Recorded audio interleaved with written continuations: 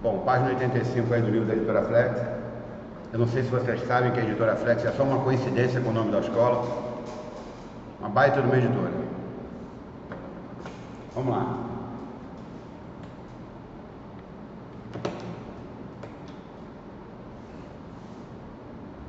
Queimadura, primeiro, segundo e terceiro grau.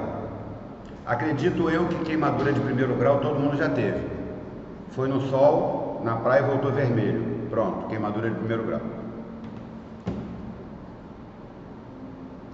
A queimadura é causada até por produto químico, ela é causada por gelo, ela é causada, claro, por aumento, térmico, pintura. Ela pode ser química, térmica, elétrica, e ela vai causar algum dano dependendo do tempo que você está exposto a esse calor. Inclusive as queimaduras mais graves nem dói, porque queima a terminação nervosa, você não sente dor.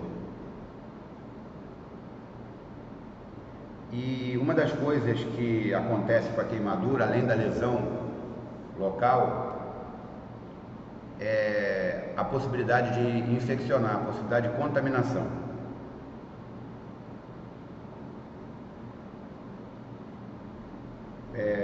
Existem queimaduras que são difíceis de reverter. Por exemplo, acidente doméstico, a pessoa está dentro de casa e está vazando gás, a pessoa respira gás, e se houver alguma ignição que esse gás inflame, ela pode ter queimadura de vias aéreas, aí a coisa complica. Ela vai queimar, aonde o gás entrou nela vai inflamar. Então a melhor coisa é você não tentar acionar nada elétrico, nada que gere ignição, centelha, tirar a pessoa do local e deixar ela respirar em ambiente sem a contaminação do gás. Então, a queimadura de primeiro grau, que é a vermelhidão, a gente trata com hidratante, trata com hidratação, tomando um banho. Até quando a gente volta da praia, o ideal para tratar melhor era a gente tomar um banho só com água, lavar o corpo todo, o máximo possível, só com água, tomar um banho chamado banho carapicu, cada um que descubra o que é. E aí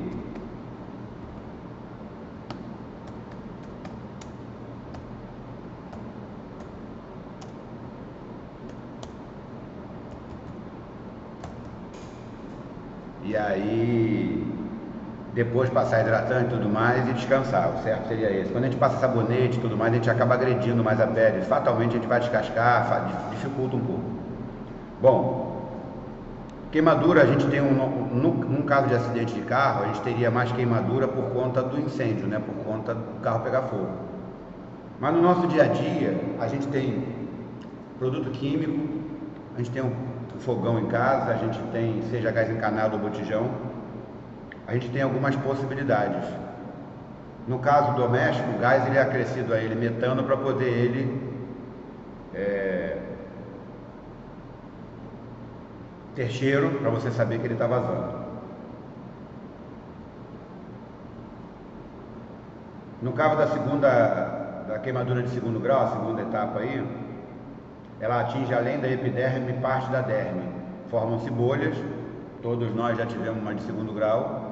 Olha só que interessante, a gente vai para a praia quando cria bolha, segundo grau. Porque os vasos da derme dilatam e deixam escapar o soro dos tecidos. É dolorosa e apresenta secreção. Inclusive tem uma instrução, até a questão de prova, faz tempo que eu não vejo essa questão, que fala sobre não estourar as bolhas. Quantas vezes eu já fiz isso?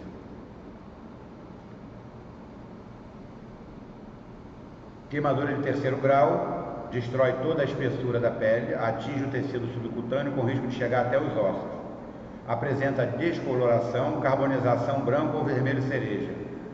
Ocorre a destruição da pele, epiderme e derme, apresenta superfície seca e endurecida, é insensível ao toque, porque as terminações nervosas foram destruídas, e expõe tecidos gordurosos. A gente pode ter, num processo de acidente com queimadura, os 3 níveis. Quanto maior for a área queimada, mais grave é a queimadura. Quanto maior a área queimada, mais o seu corpo está exposto à contaminação. E aí agrava também por isso. A partir de 50% do corpo queimado, a coisa já é crítica.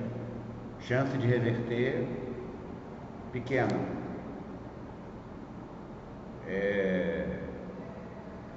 Isso tecnicamente falando. Teve um vandalismo aí em ônibus há pouco tempo no Brasil, não lembro onde foi, não sei se foi no Nordeste. Uma das pessoas resgatadas tinha 90% do corpo ferido. Já tinha acho que 2 dias quando eu vi a notícia. E eu perguntei para minha filha, não morreu ainda? Porque eu tenho uma teoria que ninguém morre antes do tempo. É teoria porque um monte de gente contradiz e eu prefiro ficar com ela, mas vamos lá, cada um com a sua. Se você precisa socorrer uma pessoa de um incêndio, a primeira coisa para você salvar a pessoa é tirar a pessoa da fonte de calor. Guto, mas não pode mover a vítima. Sim, se ela ficar no fogo, ela vai morrer. Se você movimentar a vítima, pode ser que ela sobreviva. Então, se tem a chance de sobreviver, mas ela pode agravar uma lesão e ir para a cadeira de roda. Sim, viva. Não vou dizer que vai ser a melhor coisa do mundo para ela. Talvez ela queira morrer nos primeiros períodos da vida dela até ela enquadrar que ela está viva. Mas remover a fonte de calor. Isso é um princípio até para combate a incêndio. Você combate o incêndio por afastamento. Eu mostrei aqui várias cadeiras. Se eu tenho 3, 4 pegando fogo, eu afasto todas as outras que não estão e só vai pegar fogo naquelas ali e pronto, acabou. Então, por afastamento também é um combate. Eu posso tirar o oxigênio, aí já é um pouco mais complicado, depende de uma reação química. E o afastamento e o combate com água, no caso de sólido ou combustível, seria o mais ideal. Mas eu tirando tudo que pode pegar fogo de volta, eu também combato o incêndio. Então a vítima tem que ser retirada da fonte de calor, senão ela vai continuar pegando fogo. E aí na prova tem uma questão falando sobre cobertor e lençol úmido. Não só para que com material molhado dê conforto ao toque, né? A pessoa é como se você estivesse apagando o fogo da pele da pessoa, porque ela está quente, está queimando, e esse lençol e edredom úmido, cobertor úmido, vai dar esse conforto, como também evita, né, que o fogo chegue mais para ela, se você consegue se proteger também. Até o acesso a uma área de incêndio, se você fizer uma capa, uma cobertura de lençol e edredom molhado, você se protege também. Bom, quando você resfria, bloqueia a onda de calor, a queimadura de primeiro pode evoluir para segundo, pode, se você bloqueou, mas tudo que vai armazenar calor você tem que tirar da pessoa também, anel, cordão, tudo que puder, tudo que é metal que vai transmitir calor, colar, brinco, essas coisas. Proteger a área queimada, já falei, com tecido úmido. Guto, você falou de contaminação, qualquer tecido, bom, evitar que continue queimando e salvar a vida da pessoa é mais importante. E aí, quando ela for para o hospital vai dar antibiótico para ela. Mas ela precisa parar de queimar. Se tiver roupa grudada na pele, não puxa. O que solta você tira, o que não solta, ok. Não usar nada. Pasta de dente, manteiga, margarina, óleo, borra de café, como o pessoal faz, nada disso.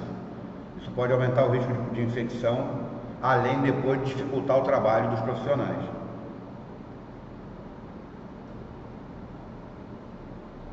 Uma área queimada pequena vai precisar de atendimento.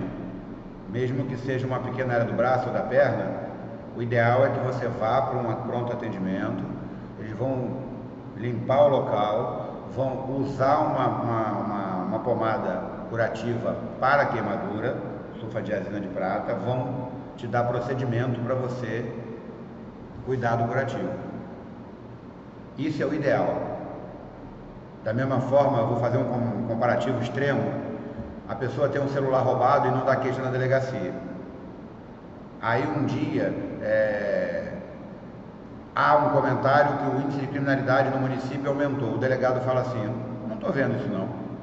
Pelo contrário, pelo que eu tenho aqui, pelos meus registros, ele diminuiu. E as pessoas reclamando que estão sendo assaltadas. Por quê? Porque não deram queixa. Quando você dá queixa, você provoca o poder público a trabalhar. Então, quando você vai ao hospital, você se cuida, se trata melhor, evita problemas, e aí se a coisa der uma agravada, fica mais difícil para conseguir controlar depois. Bom, os riscos de acidente com incêndio, fogo e tudo mais, são reais. O GNV é um caso. Um vazamento de GNV no motor quente pode dar problema.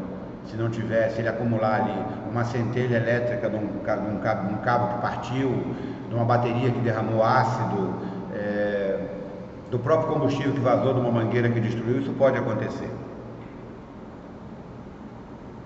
E dependendo principalmente num carro com GNV, se ele vazar, ele pode causar um bolsão de gás dentro do carro.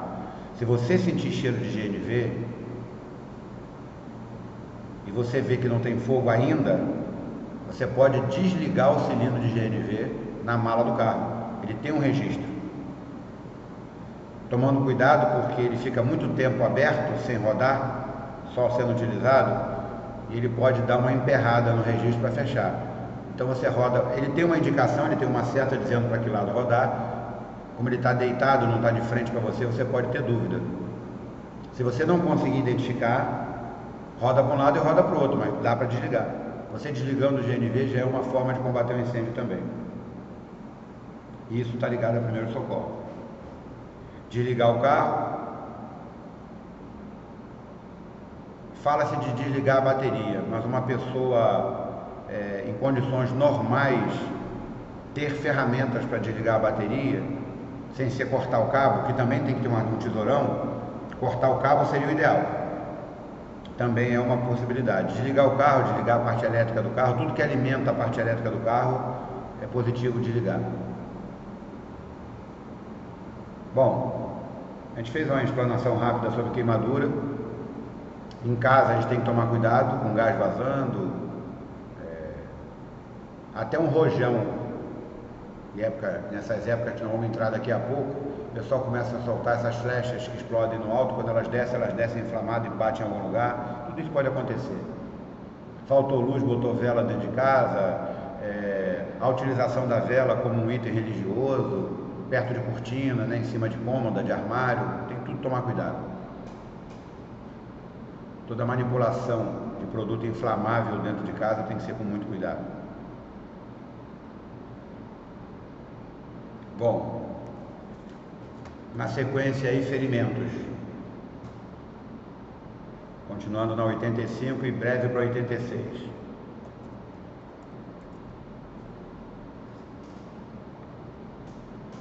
Ferimentos são caracterizados pelo rompimento da pele, podendo atingir camadas mais profundas do organismo, órgãos, vasos, sanguíneos e outras áreas.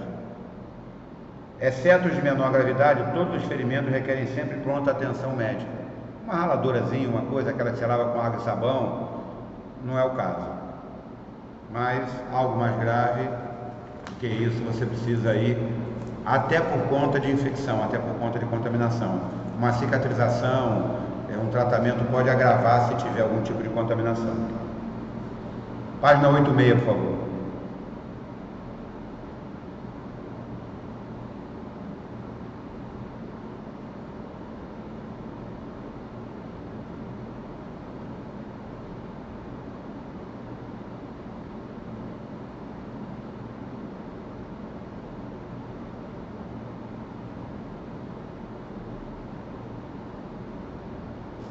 Bom, ferimentos leves ou superficiais. Limpe os ferimentos cuidadosamente com água corrente e sabão. O cuidadosamente tem a ver com o que vai ser falado um pouquinho mais abaixo, tá? Não aplique solução na ferida. Água e sabão neutro é o melhor. Proteja o ferimento com gás esterilizado ou pano limpo, fixando sem apertar. Bom, gás esterilizada talvez você não tenha pano limpo, mas a roupa do ferido, presta atenção, a roupa do ferido tem a contaminação do ferido, o que já é próprio dele, das bactérias que tem na pele dele. Então, se você pegar a roupa da própria pessoa e usar para comprimir, você não vai estar fazendo nada demais não. E se alguma coisa vier a acontecer diferente, antibióticos já inventaram e resolve.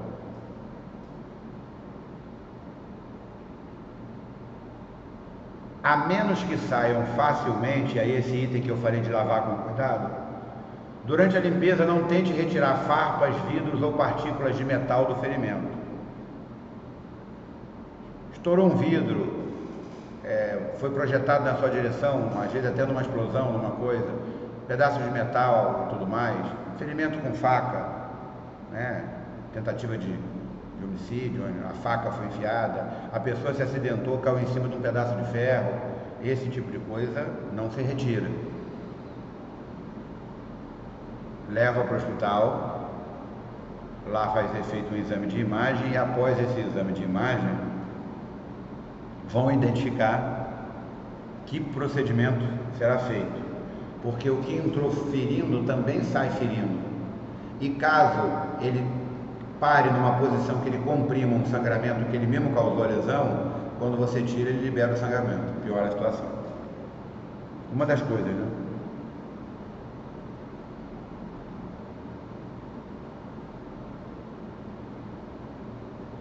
Se tiver mais de um ferido, tem que tomar cuidado quando usar a sua mão para ir cuidando de mais de um ferido, por causa da contaminação cruzada. Isso é um comentário mais para os profissionais da área de saúde. Por exemplo, um acidente de trânsito com 10 vítimas. Para cada vítima eu tenho que usar uma luva. No meu curso de resgate em rodovia, eu aprendi que eu tinha que sair, dependendo do tamanho do acidente, com 3, 4 luvas calçadas na mão. Atendia um, jogava fora, ia para o outro, jogava fora, ia para o outro. A contaminação cruzada acontece muito dentro de enfermaria. O profissional da área de saúde vai fazer a abertura do dia e vai fazer temperatura, glicose, pressão de todo mundo. Oxigenação, vai vendo todo mundo. Ele pega uma luva, uma caneta e uma prancheta. Atende o primeiro, faz, toca, faz, vai para o segundo, vai para o terceiro, vai para o quarto. Para cada um, em respeito ao paciente, ele deveria usar uma luva. A luva que ele está usando é para proteger basicamente ele, para atender um. Se for atender mais, ele teria que trocar uma luva para cada paciente, para não acontecer contaminação cruzada. Por isso que quando acontecem problemas de contaminação em enfermarias, a coisa explode em todo mundo por causa disso. Um levou para o outro, que levou para o outro, que levou para o outro e ainda pegou os profissionais. Porque depois ele pega a prancheta com aquela luva e a prancheta fica contaminada para o próximo plantão. Então, é uma contaminação de plantão para plantão que vai só somando. Aquela prancheta acaba virando uma bomba. Caneta, e ainda pega assim, ó, bota na boca. Eu acho que... Aí bota assim, ó, fica mordendo.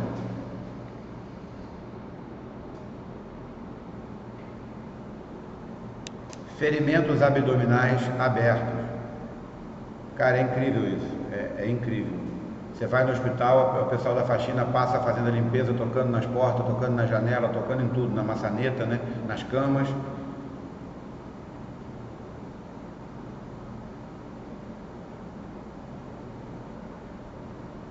Ferimentos abdominais abertos. Não tente retirar objetos estranhos. Estranho não é a característica do objeto, é porque ele não está ali, não era para estar ali. Estranho de estrangeiro. Quando os órgãos internos estiverem expostos, não tente recolocá-lo no lugar. Ruptura de abdômen, evisceração. Protege com pano limpo e úmido e aguarda o resgate. Umedeça a compressa com água limpa para evitar ressecação. Fixe a compressa usando um cinto ou faixa, aperte moderadamente. Na verdade, é só para manter a compressa ali em cima.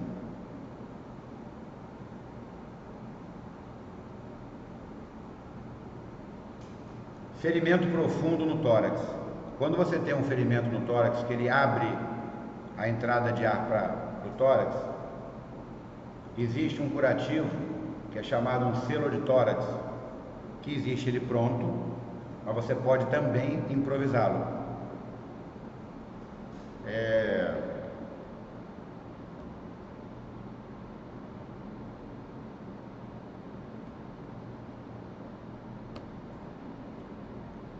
Você pegaria, por exemplo, para fazer o que eu vou fazer, vamos lá.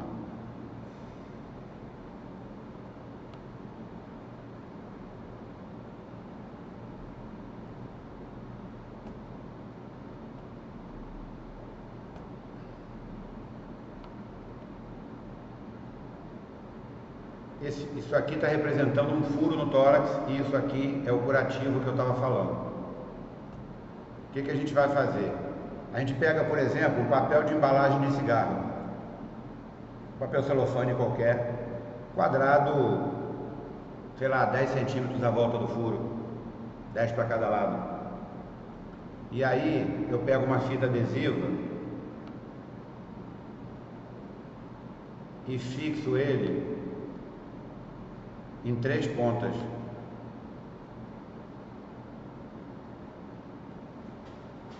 Eu faço a fixação em 3 pontas. A parte de baixo fica aberta. A parte de baixo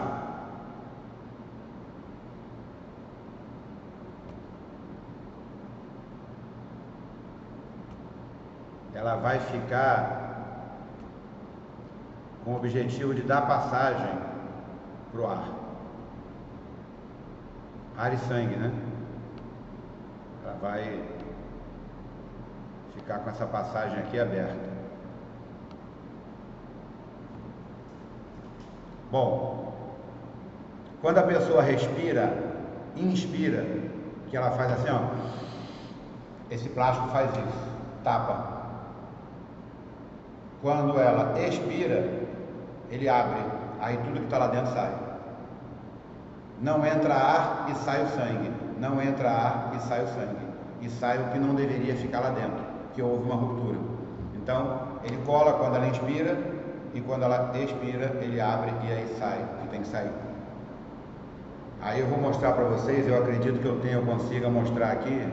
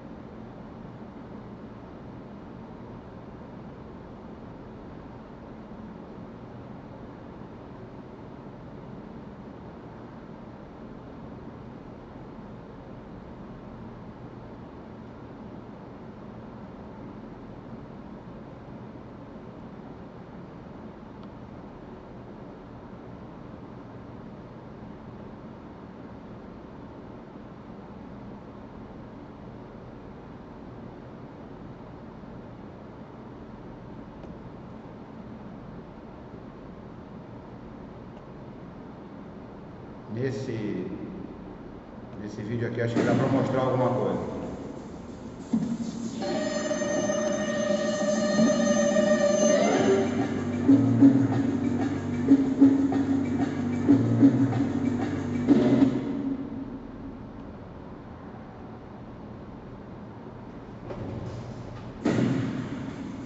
Uma cena de videogame, né? Um ferimento por arma de fogo.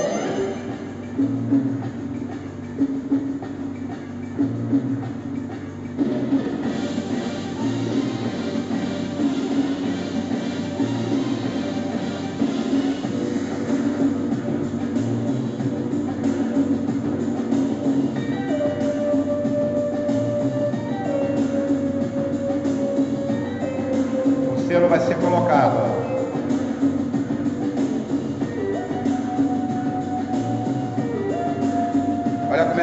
funciona. Expirou, ó, inspirou, ó, inspirou, respirou, inspirou, respirou.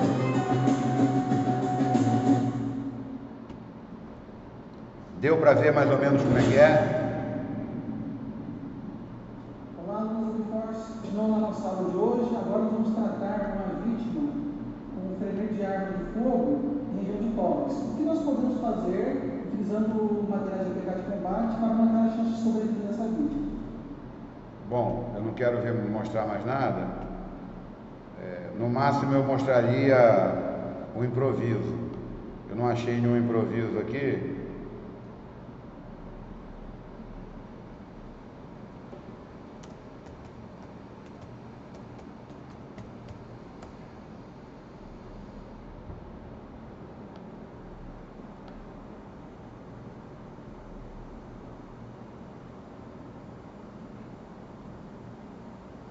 Aqui tem um improviso, ó.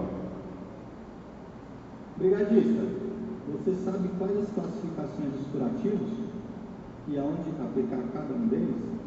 Vamos estudar tudo isso ao longo deste vídeo.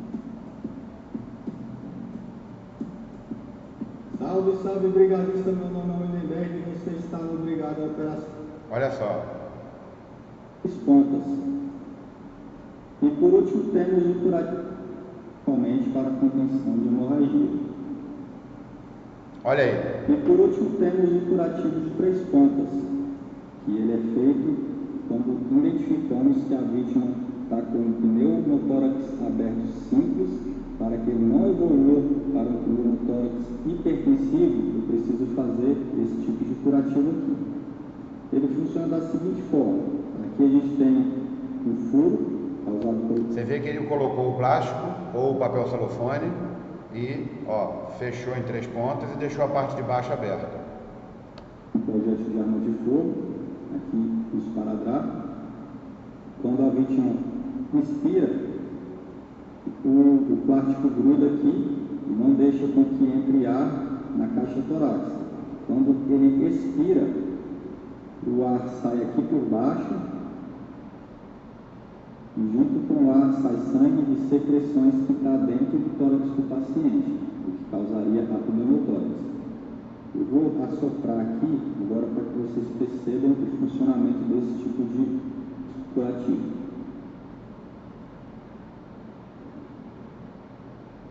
Ó, inspira, expira, inspira, respira. O sangue sai, o ar não entra.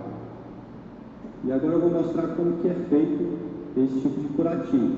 Percebemos que esse é um curativo improvisado. Hoje em dia no mercado já temos curativos de 3 pontos industrializados. Portanto, quando a gente tem no mercado algo industrializado, tudo que não é industrializado se torna um improviso. Mas sabemos também que o brigadista tem que ter a capacidade de improvisação e adequação a situações extremas. E esse tipo de curativo aqui é um exemplo desse. Para confeccionar um curativo de 3 pontas, você pode usar um plástico comum ou plástico filme, desde que esteja limpo, ou você pode usar o que é mais fácil que está na cena, que é esse plástico da própria embalagem da gás estéreo. Vou mostrar aqui, a gente retirou isso aqui, vou pegar a tesoura, vai recortar essa parte interna, que é a parte que está mais retinha, né? Aqui. E eu vou usar essa parte aqui, que é a mais retinha, para confeccionar o curativo. Colo e coloco as 3 pontas. Lembrando que a ponta aberta deve ser a voltada para baixo. Por quê? Se sair sangue e secreção, ela vai escorrer e vai sair. Se ela ficar voltada para cima, vai acabar enchendo o curativo aqui e não vai ter eficiência necessária. Outro detalhe importante: quando eu tenho perfuração transfixante, que ela entrou aqui e saiu lá atrás, eu vou fazer um curativo compressivo e um curativo oclusivo. O curativo oclusivo, preferencialmente no local de saída, que é onde vai ter mais tecido danificado. Geralmente, um projétil de arma de fogo na sua entrada deixa um buraco perfeito. Na saída, ele causa uma destruição maior. Então, eu identifico aonde está com mais tecido danificado, faço um curativo oclusivo, e aonde está com as bordas mais regulares, eu vou fazer o curativo de 3 pontas para manter a eficiência do curativo. Ok? Encerra por aqui o conteúdo desse vídeo. Bom, se eu tenho transfixação, como ele falou, eu tapo de um lado e deixo 3 pontos no outro, né? Faço um oclusivo de um lado e deixo de 3 pontos do outro. Então, você pode improvisar num cabo, num ferimento desse, num sangramento desse. É um tipo de ferimento que pode matar, né? Não só pela lesão causada interna, mas vai acontecer o pneumotórax e vai causar o problema.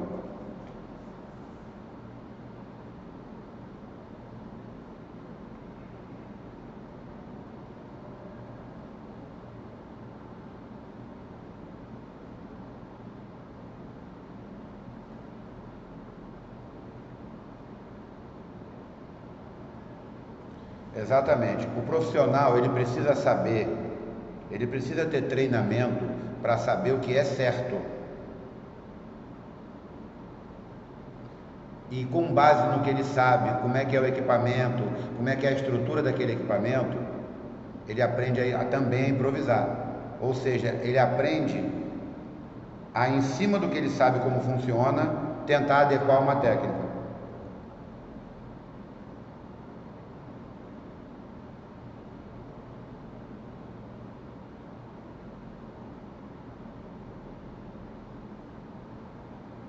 Um curativo desse dá tempo do resgate avançado chegar.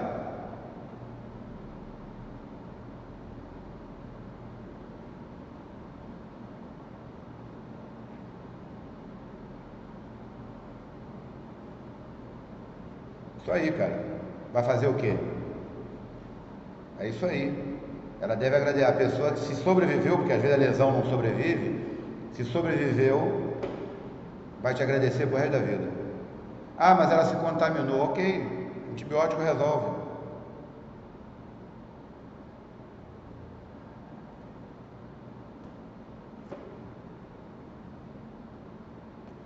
Nem sempre, veja bem, o resgatista às vezes toma para ele uma responsabilidade que não é dele. Vida e morte não está nas nossas mãos. O que está nas nossas mãos é diminuir tempo de internação, diminuir agravamento de ferimentos, diminuir sequelas, levar vivo para o hospital. O resgatista faz isso. O avançado vai e dá o atendimento avançado. A capacidade de resposta da vítima, o tamanho de lesão da vítima e uma opinião pessoal que eu vou repetir. E o tempo da vítima aqui, quem vai dar, não somos nós. A pessoa fumou a vida toda, usou droga a vida toda, teve um monte de complicação, está podre por dentro. Tomou um tombo, quebrou o braço. Caiu em cima de um cocô de rua, qualquer, de bicho, de gente, sei lá. Se contaminou com uma bactéria grave. Não tinha saúde para resistir àquilo, morreu. A culpa não foi sua. Cada um de nós faz da vida o que acha melhor. E acaba, entre aspas, escolhendo da forma que vai morrer. Então, nem sempre a responsabilidade é do resgatista. Eu vou te falar, aí é mais polêmico, mas até quando ele faz errado, ele foi só parte do processo. Mas é outra história.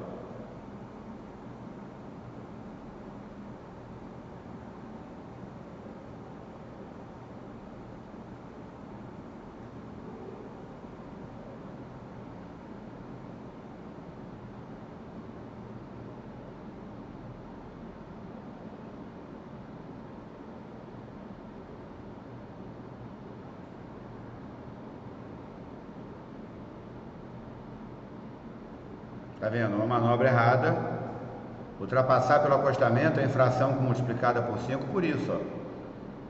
Uma ultrapassagem pelo acostamento bate numa pessoa, atropela uma pessoa. O tamanho da lesão era tal que a pessoa acabou morrendo.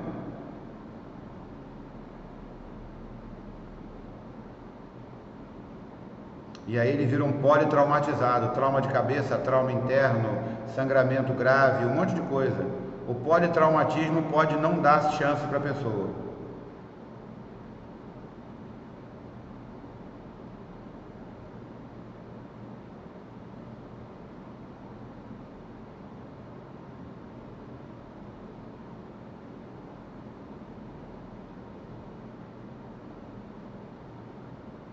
O cara estava disposto a fazer besteira mesmo.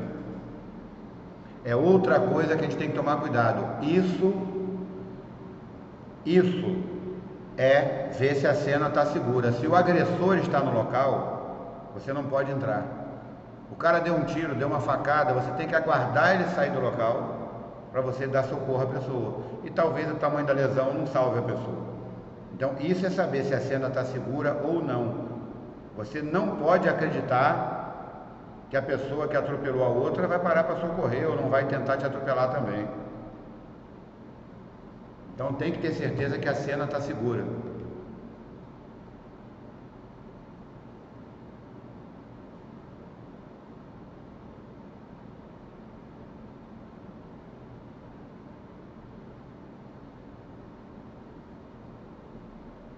O ser humano, em momento de estresse, ele reage das mais diferentes formas. Às vezes a pessoa não tem aquela índole, não tem aquele caráter e na hora do desespero explode uma coisa dentro dela e não dá para medir, não dá para medir. O juiz vai julgar, né? Mas não dá, o júri vai julgar se ele for condenado, mas é a lei que vai fazer. Mas a gente não pode medir o momento do desespero da pessoa na hora que acontece um acidente desse. O instinto de sobrevivência faz ela tentar tirar do caminho todos que possam acusá-lo. Aí depois bota a mão na cabeça, o que foi que eu fiz? Aí já era, né?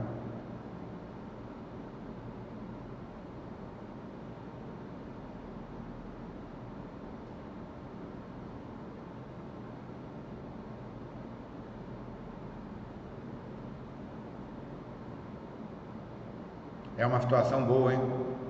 Tu tentou ajudar e quase que se enrola.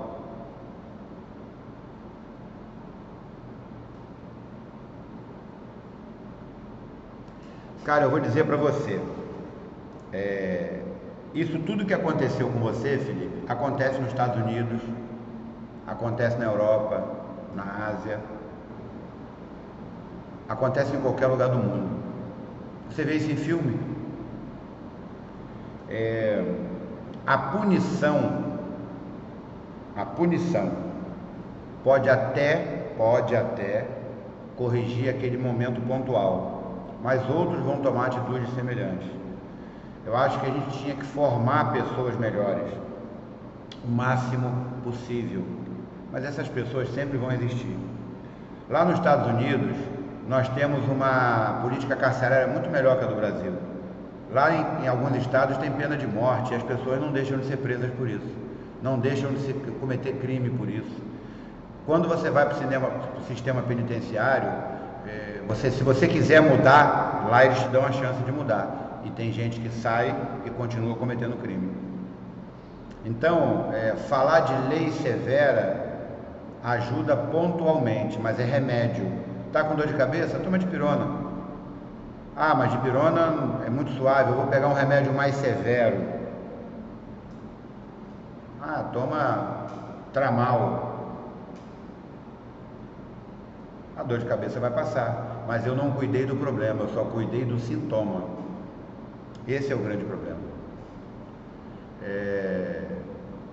Para quem acredita, eu não estou aqui falando de religião, não quero agredir a religião de ninguém, me perdoe, mas eu vi uma frase interessante, um texto interessante. As Bíblias são altamente difundidas nos presídios. Se elas fossem difundidas nas escolas, não teríamos tantos precisando lê-las no presídio. Então, ontem eu estava conversando com um primo meu, ele toma 4 remédios para pressão. 4. Ou seja, nem o remédio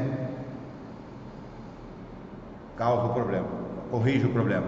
Ele falou que mesmo tomando 4, ele devia estar com uns 14 de pressão lá, que ele falou, está sempre alta. Aí ele ficou surpreso porque eu não tomo remédio para pressão, eu tenho 56 anos. Mas você não toma? Eu falei, não tem problema de pressão, para que eu vou tomar remédio de pressão? Né? Eu falei para ele que talvez, se ele mudasse o ritmo da vida dele, melhorasse.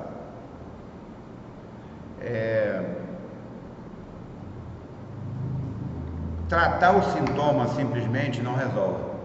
Eu vou prender quem tem 16 anos. Não resolve. Eu vou continuar produzindo pessoas que cometem crime. Então, voltando para acidente, para a gente fechar,